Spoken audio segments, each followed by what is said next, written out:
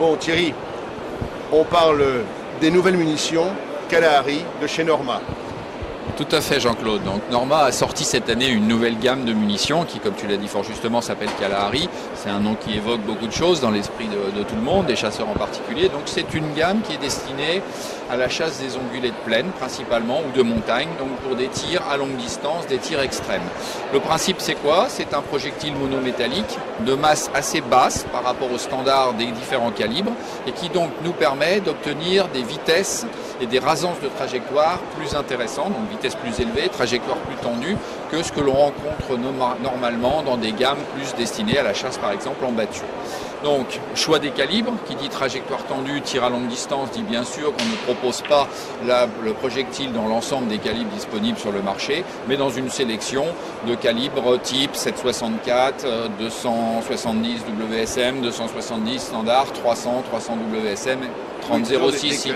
Des calibres qui ont une bonne tension de voilà, des calibres qui ont naturellement fait pour tirer assez loin avec des trajectoires tendues, etc. Une distance moyenne ou longue, quoi. Moyenne ou longue, oui. Et la munition nous donne donc une allonge supplémentaire, une tranquillité d'esprit. Avec un bon coefficient balistique. Un coefficient balistique très intéressant, effectivement. Et alors la résistance, est-ce que la résistance, c'est ça qui est très important, est-ce que la résistance par exemple, parce que les gens vont pouvoir l'utiliser même en tirant de près aussi, parce qu'il n'y a pas que très loin. Tout à fait. Et donc la résistance donc une monométallique, on va avoir une balle qui va champignoner. Alors on a une balle qui champignonne et qui fragmente également. C'est une balle à fragmentation. Nous avons donc la production de pétales. Les pétales contribuent effectivement à améliorer l'impact. On peut raconter ce qu'on veut, c'est ce qui est le plus efficace. Exactement. Et la première efficace a été la hache-mantelle. Tout à fait, tout à fait. C'est un peu l'esprit effectivement de la hache-mantelle avec un bien meilleur coefficient balistique. Et puis pas de polycriblage. Pas de polycriblage puisque un nombre limité de pétales d'une certaine masse. Donc il y a une pré-fragmentation qui est prévue effectivement sur le projectile. Et donc on a par contre un maintien de masse relativement intéressant puisque seule la partie avant du projectile fragmente, le noyau arrière reste... Et le corps de la balle va rester intact. Tout à fait, absolument. Et on a à peu près combien? On doit avoir 70 à peu près? Je pense qu'on doit à peu près tabler sur 70, entre mais 60 là... et 70%, suivant la vitesse d'impact. Voilà, j'allais dire, Jean-Claude, il faut être très prudent sur ce genre d'affirmation. Il est évident qu'entre un tir à 50 mètres et un tir à 300 mètres, on ne va pas du tout avoir le même masse résiduelle. C'est évident. On est tout à fait d'accord. On est d'accord. Ça évite de raconter des âneries. Voilà, tout à fait. Mais c'est très important parce que tout est très beau, tout est ceci, tout est cela, mais comme tu le sais bien, on le sait tous les deux, d'ailleurs, la balistique, on peut dire une chose et son contraire, sans ne raconter une ânerie. Absolument. Sans raconter une ânerie. Absolument, tout à fait. C'est ce qui fait le charme de notre activité, quelque part. Et comme ça, tout le monde a raison. Exactement. Non, mais bon, balistiquement parlant, c'est un produit qui est très intéressant, oui. Parce que c'est vrai que le monométallique, de plus en plus, ça se développe. Une balle à pétalisation, c'est normal que ça se développe, sachant que les pétales, celui qui les voit ressortir, c'est qu'il a tiré un 458 ou un truc comme ça sur un chevreuil. Oui. Mais sinon, globalement, ça ne ressort pas. Non, la masse est trop faible pour que ça ressorte.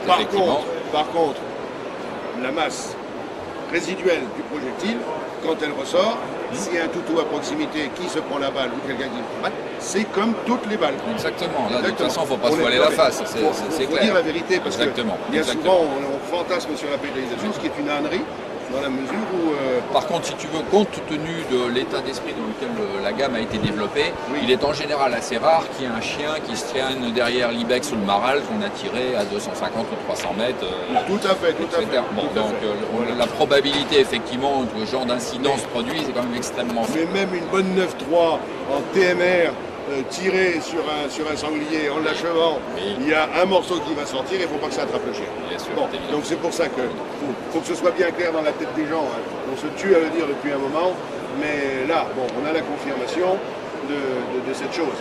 Ceci dit, on a un nouveau projectile qui va permettre donc moins de dispersion de plomb dans la nature, déjà pour commencer. Tout à fait. Parce qu'on sait qu'il faut à peu près 14 balles pour faire une pièce. Un petit peu moins quand même. On est en battu, on est tombé à 7-8 grosso modo. Oui, ça dépend où. Ça dépend où. Tout à fait.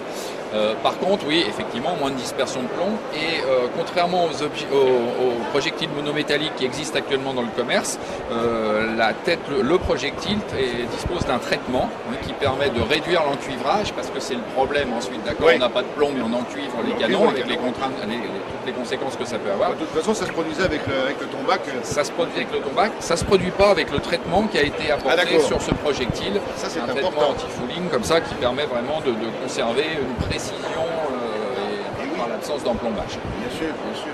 Voilà. Donc un Voilà, projectile intéressant. Alors pour, c'est livrable quand? là, à partir de la fin du printemps, c'est disponible. Oui, pour la saison Pour la prochaine. saison prochaine, Pour la il n'y a pas de saison souci. prochaine, il y a- Ça sera tout Mais à ça fait sort dans une disponible. gamme un peu élaborée de chez Norma ou... C'est une Ça gamme fait un peu partie du- premium, ouais, un tout à premium, fait. ouais. Bon, pour donner quelques idées de prix, on attaque autour de 65 € la boîte dans un calibre comme le 270. Oui, mais c'est correct, c'est Ça un prix correct. reste un prix correct. Ça reste un prix Ça correct. Ça reste dans la gamme de l'RPS et... Ça reste dans la gamme de prix, effectivement, des munitions premium. Oui, des comme munitions ça, des munitions de grande marque, Tout de à fait. bonne qualité. Tout à fait. Voilà. Tout à fait. Bon, mais ça c'est très intéressant. Donc on parlera très bientôt de ces munitions-là. Je peux vous le dire, Thierry m'en a fait passer une boîte, j'ai déjà commencé à tirer. Bon, j'ai les vitesses, ils respectent les vitesses. Ils les annoncent à 1000, ça sort à 1002. Bon, donc on est 2 mètres au-dessus, mais c'est quand même pas si mal déjà. Bon, après on les essaye aussi. Mais on va avoir d'autres munitions, d'autres boîtes, parce que c'est vrai qu'il y a, des choses qui sont encore en train d'évoluer, là, Absolument, si j'ai bien compris. Absolument. Mais vous l'aurez en primeur.